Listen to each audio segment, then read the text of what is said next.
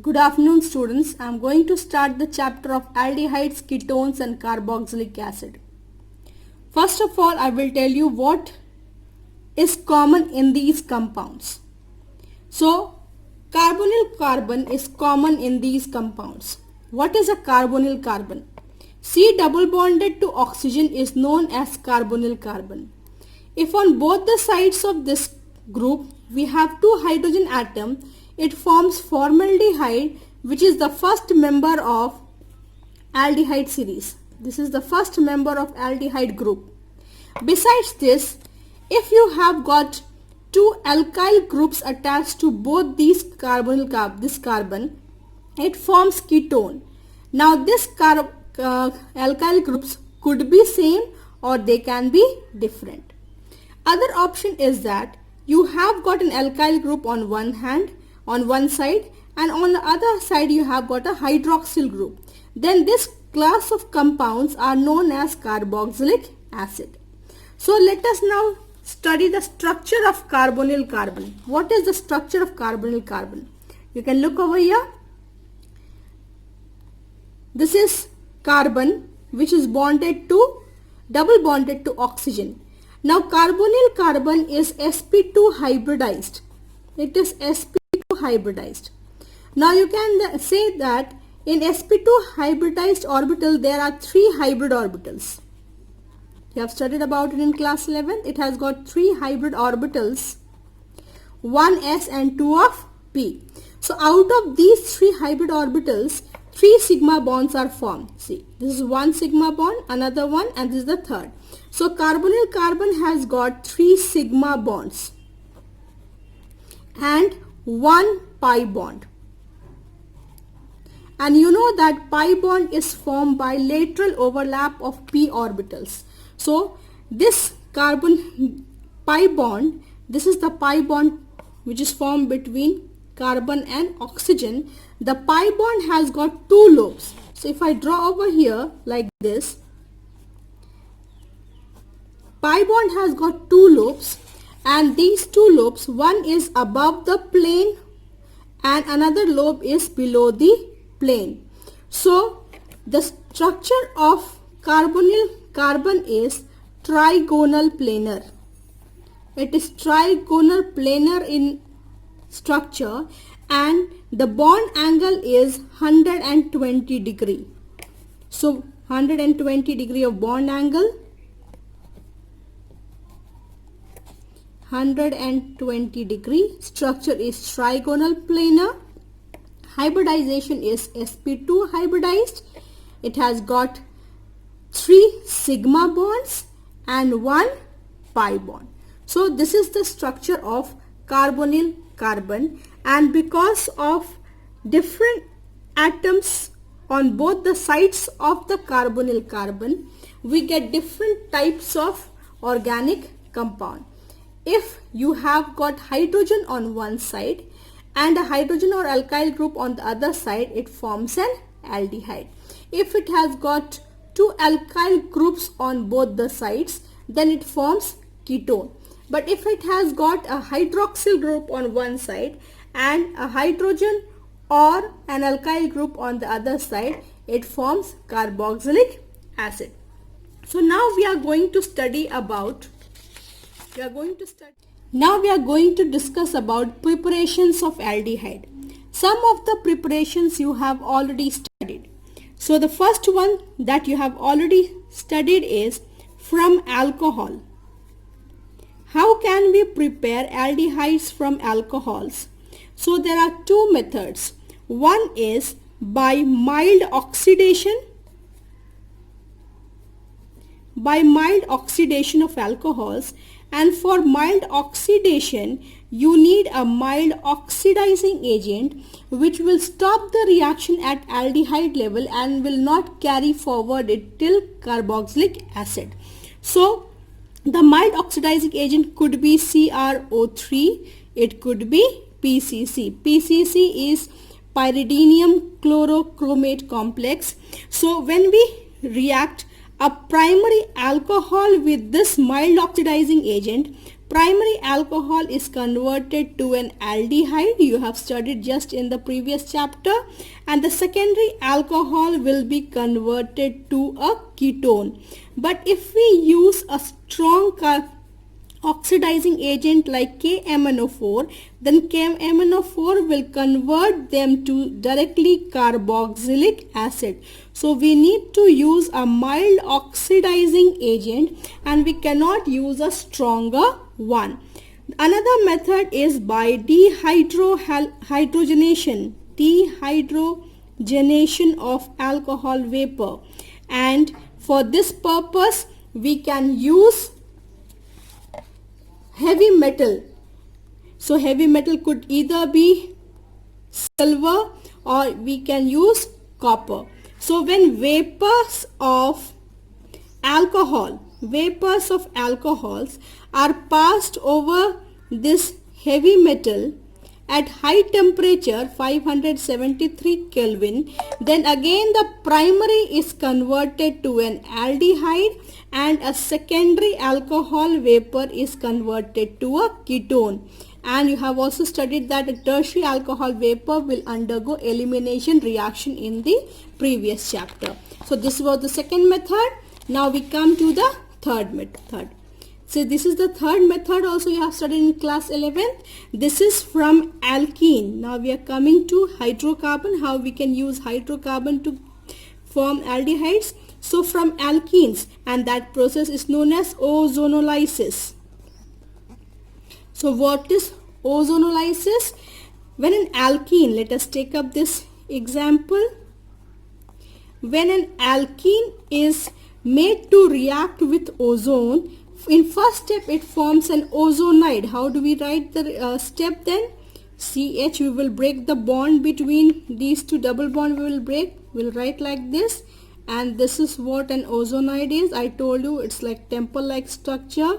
And when this reacts with zinc, dust and water, then all these bonds will be broken. Like this, the bonds will be broken, and what we will get is mixture of product, and the product form depends upon the reactant that we had taken. So see this one, how this part will get converted into one aldehyde and this will get converted into another aldehyde. So you have CH3CHO will be the first product form, and the second product will be HCHO. So the product formed in this method depends upon the reactant that we have taken. Different reactant will give different product, and I have told you the concept again. I'll repeat it once again. You have done it in class 11th. When it reacts with ozone, it forms ozonoid. And when we write down the structure of ozonoid, then we just remove this double bonded over here. I've not drawn a double bond over here. And this is the structure of ozonoid. In the next step, when it reacts with zinc and water, all these bonds are broken and cleavage of the bond takes place, and this part gets converted into one compound and the other part gets converted into another compound. So the product form depends upon the reactant that we have taken. Now we will see the formation of aromatic aldehyde. How can we prepare aromatic aldehyde? And the first one is Rosenmund's reduction. Now this is the reduction process, and for this we will use a reducing agent. And when an aromatic acid chloride, this is benzoyl chloride will undergo reduction in presence of hydrogen and palladium, which is adsorbed on barium sulfate. We are using palladium adsorbed on barium sulfate as the catalyst, and hydrogen we are using as the reducing agent. Then benzoyl chloride is converted directly to benzaldehyde. This is benzaldehyde, and benzaldehyde is found in almonds. So benzaldehyde is a flavoring agent also. It is used in almonds or to have almond flavor. It is naturally present in almonds, and whenever you want to prepare some almond flavor substances, then chemically we can use benzaldehyde, which will be much cheaper. So this method is known as Rosenmann's reduction, and it is the method of preparing an aromatic aldehyde. So the reducing agent used over here is hydrogen, and the catalyst is palladium adsorbed on barium sulfate. Another method of reduction is Stephen's reduction. So all these name reactions are very important, children. You have to study them well. Stephen's reduction. Stephen's reduction. And Stephen reduction uses the reducing agent. What is reducing agent over here? It is stannous chloride, SnCl2, in presence of HCl. So stannous chloride can be used to prepare another aromatic compound, or it can also be used to prepare aliphatic one. And how does it can do? We use a nitrile, that is we'll use a cyanide. So this is a nitrile, RCN, alkyl nitrile, and alkyl nitrile, when it reacts with SnCl2 in presence of HCl, so it forms a class of compound known as imine. So what is an imine? See, this is double bonded, this is an imine. So class of compound, you have got an H over here. See, so this is a class of compound which is having carbon double bonded to nitrogen. It is known as imine. I'm writing over here imine. So what is an imine? An imine is an organic compound that contains C double bond N, and this imine formed upon acid hydrolysis will form aliphatic aldehyde. So this is known as Stephen reduction. So what is the reducing agent used in Stephen reduction? The reducing agent used in Stephen reduction is stannous chloride in presence of HCl. It forms an imine.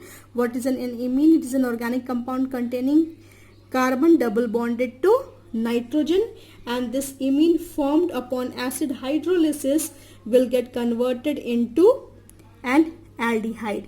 Now we can also convert nitrile to an aldehyde by using another reducing agent, which is known as Dibal H, or diisobutyl aluminium hydride. In short, it is called Dibal, or you can also say as Dibal H. Now I'm going to discuss about reduction of nitriles and esters using Dibal H as the reducing agent.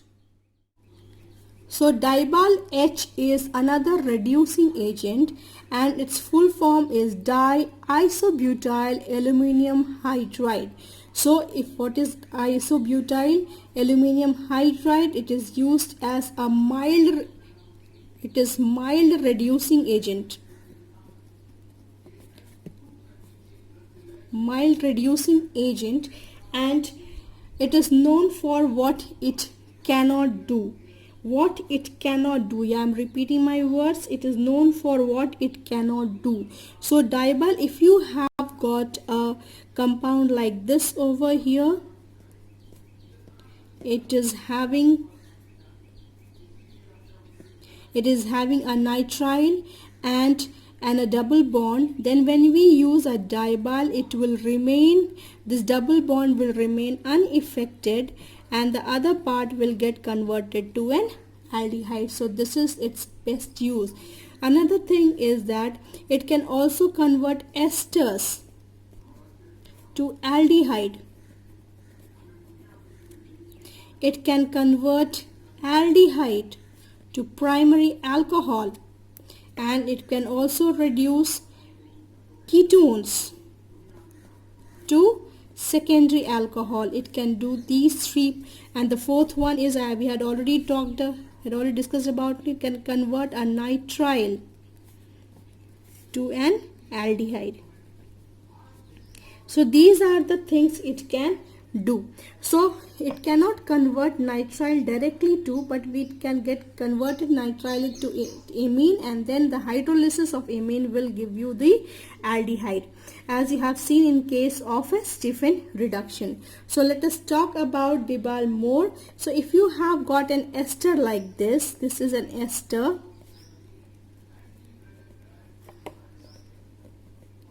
this is an ester. So this ester will get converted to an aldehyde CH3CHO by using dibyl. You can say it's by using dibyl hydride. But the only thing is that you have to keep in mind here that this dibyl used should not be in excess, or the temperature should not be high temperature. The temperature range over is nearly minus 70 degrees Celsius, and at low temperature it can very efficiently convert an ester to an aldehyde, and this part will get converted into an alcohol. This part will get converted into an alcohol, and this other part will get converted into an aldehyde. Then secondly, we have already discussed about the nitrile. Suppose you have got a nitrile over here, alkyl nitrile. Alkyl nitrile will react with this dibyl at low temperature again, and it will get converted into an imine. First of all, this is an imine, and this imine upon hydrolysis will give you aldehyde. So this is another reducing agent. This is another reducing agent which can be used. A nitrile can be converted into an aldehyde, or even an ester can be converted into an aldehyde. And the most important thing is that if you have got a double bond over here, the double bond upon using this dibyl H will remain unaffected, and it will get the nitrile will be converted to the aldehyde. So this is a reducing agent which has got very much utility for the things that it cannot do. It cannot convert a double bond. It cannot affect the double bond. So now we come to the next part, which is oxidation. And oxidation, till now we were discussing about reduction. Now we're talking about oxidation, and for that we have another name reaction known as Itard reaction. Itard's reaction. So what is an Itard reaction? It uses a mild oxidizing agent. Mild oxidizing agent is used. Is chromyl chloride. Chromyl chloride is a mild oxidizing agent. It is CrO2Cl2, chromium containing oxidizing agent, and this chromyl chloride will convert methyl benzene. It can convert into a complex, and this complex upon hydrolysis will form benzaldehyde. So this is what an Itard reaction is. Actually what happens when a methyl benzene, it reacts with chromyl chloride. Chromyl chloride is a mild oxidizing agent. It will convert it into a complex. This is called chromium complex, and it is in the form of precipitate.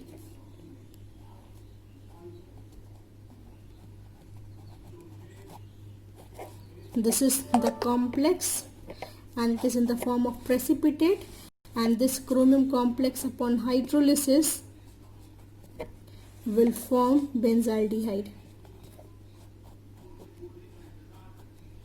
This is benzaldehyde. So this is what Itard reaction is. Itard reaction is another name reaction. So that's all for today. The remaining part of preparation of aldehydes and ketones we will do in the next video. Thank you.